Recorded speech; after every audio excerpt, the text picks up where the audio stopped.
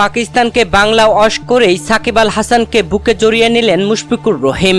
এরপরে সেজদায় লুটে পড়লেন মুশফিকুর রহিম। উল্লাসে নাজমুল হোসেন শান্তরা একে অপরকে জড়িয়ে ধরল, যা রীতিমতো অবাক করেছে সবাইকে।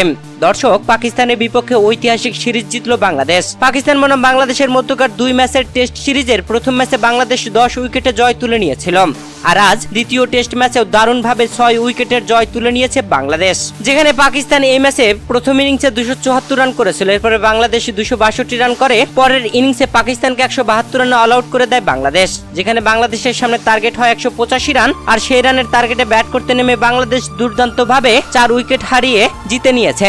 6 উইকেটের এই দারুণ জয়ে পাকিস্তানকে বাংলা ওয়াশ করে দিল সাকিব আল হাসানরা। ম্যাচে জেতানো বাউন্ডারিটি ছিল সাকিব আল হাসানের ব্যাট থেকে।